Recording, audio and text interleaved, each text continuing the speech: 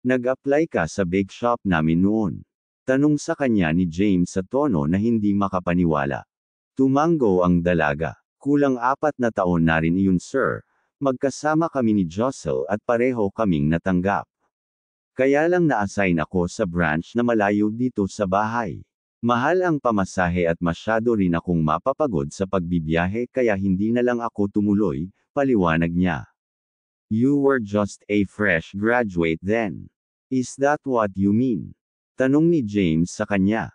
Muling tumango si Arya. Opo, at kung alam ko lang naiiwan ko rin ang trabaho na pinili ko sana tumuloy na lamang ako sa company ninyo.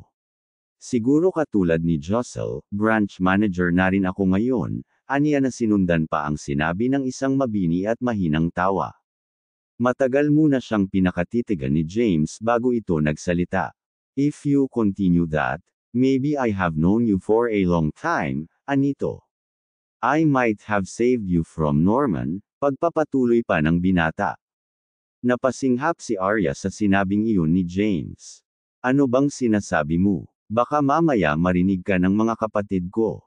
Bulong niyang saka binigyan ng binata ng warning look. Umangat ang makakapal na kilay ni James saka humigop ng kape sa tasa nito. Isn't that true? I would have been your first kiss if we had met before. Sa huling sinabi ng lalaki ay namula ng husto ang mukha ni Arya. Tumigil ka, o kung ayaw mo talagang magpapigil hinaan mo na lang ang boses mo, aniya sa binata. Tumawa ng mahina si James saka nito tinapik ang bakanteng bahagi ng sofa kung saan ito nakaupo. Come here, anito sa kanya. Mabilis na nagsalubong ang mga kilay ni Arya, pagkatapos ay nagsalita siya sa inis na tono.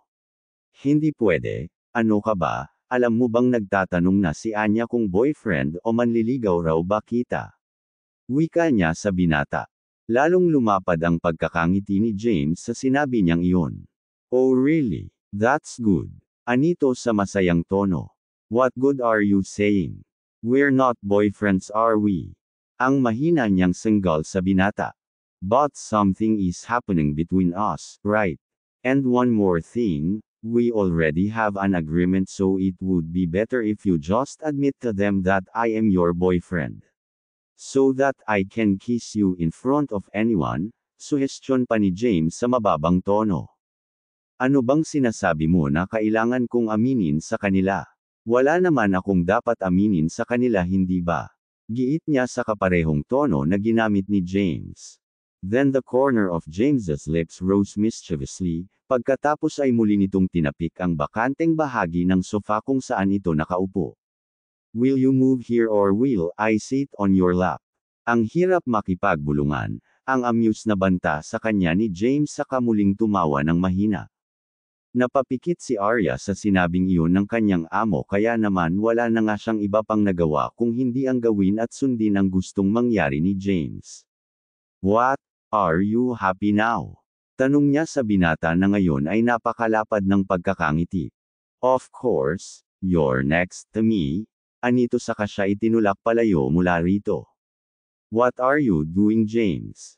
Reklamo ng dalaga. Hindi sumagot si James at sa halip ay nahiga saka iniuna ng ulo sa kanyang mga hita. Inaantok ako at parang hindi tumalab ang kape na ibinigay mo sa akin dahil sa sobrang pagod na nararamdaman ko.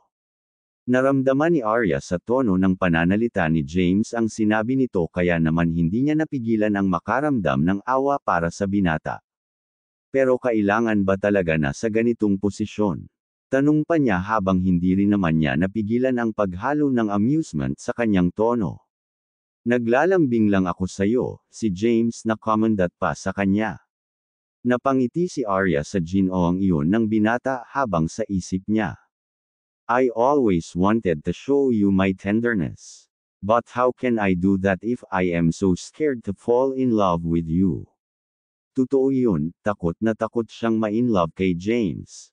Iyon ay sa kabila ng maraming beses nang nangyari sa kanilang dalawa at maging sa pagpayag niyang bigyan ito ng anak.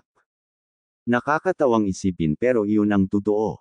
At hindi rin niya maunawaan kung ano ang nangyayari sa kanya at kung bakit hindi niya magawang i-reject si James sa simula pa lamang. Masyado siyang marupok pagdating sa binata at iyon ang hindi niya maunawaan o kahit ipaliwanag. So, ano na nga pala ang magiging setup natin? Iyon bang una nating napag-usapan?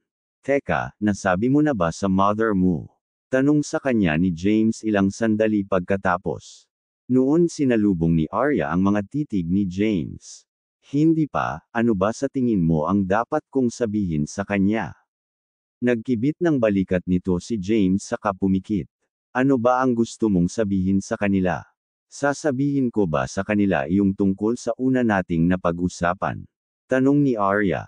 Okay, for now, ang binata na muling pumikit. Inis na nangunot ang noo ni Arya. James, parang hindi ka naman seryoso eh. I'm serious about you, ang mariin nitong winika nang magdilat ito ng paningin sa kasinalubong ang kanya. It's just that right now you can't move on with your ex, so you can't feel that the same reason why you are very afraid to take a risk on me, dagdag pa ni James. Natigilan si Arya sa kanyang narinig.